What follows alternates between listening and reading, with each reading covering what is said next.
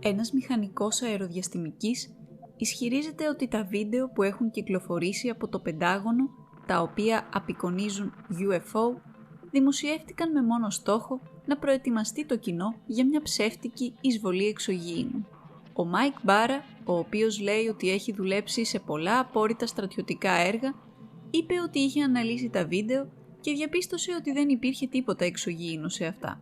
Ο Μπάρα πιστεύει ότι όλα δείχνουν εύκολα εξηγήσιμα φαινόμενα όπως drones και θεωρεί ότι είναι πιθανό να διέρευσαν για να προετοιμάσουν τους ανθρώπους για μια ψεύτικη εισβολή εξωγήινου. Όπως δήλωσε ο μηχανικός, τα βίντεο σχετικά με αυτά τα αντικείμενα δημοσιεύτηκαν πριν από περίπου 4 με 5 χρόνια και ονομάζονται Gimbal, Go Fast και Tic Tac. Ο ίδιος λέει ότι έχει δουλέψει σε πάρα πολλά προγράμματα και γνωρίζει πολλά σχετικά με τον ουρανό και τις πτήσεις. Διαπίστωσε ότι τα πράγματα που απεικονίζονται στα βίντεο λειτουργούν με απολύτως φυσιολογικό τρόπο. Για παράδειγμα, στο βίντεο Tic Tac υπάρχει μια μικρή ένδειξη οργάνου στην οθόνη που είναι ο συντελεστής zoom. Αυτό που συμβαίνει είναι ότι μεγεθύνουν την οθόνη με αποτέλεσμα να μεγεθύνεται και το αντικείμενο και να εξαφανίζεται από τη μία πλευρά της οθόνης.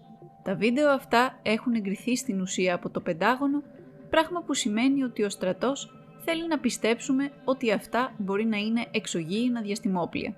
Όπως δήλωσε ο Μπάρα, όταν ξανακοίταξε όλα τα βίντεο, μπόρεσε να εξηγήσει γιατί κανένα από αυτά δεν είναι τόσο εξαιρετικό όσο παρουσιάζεται. Το βίντεο Go Fast είναι πιθανώς ένα είδους αντίμετρο που πιθανότατα ρημουλκείται από άλλο αεροσκάφος και φαίνεται τόσο γρήγορο.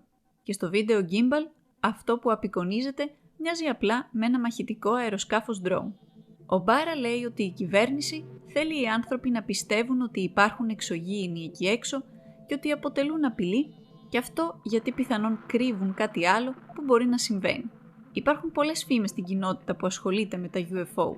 Υπάρχει μια φήμη για το λεγόμενο Project Blue Beam, για μια ψεύτικη εισβολή εξωγήινων που θα χρησιμοποιηθεί ως δικαιολογία για να πάρει βασικά τον έλεγχο των κυβερνήσεων, των ελευθεριών και των δικαιωμάτων.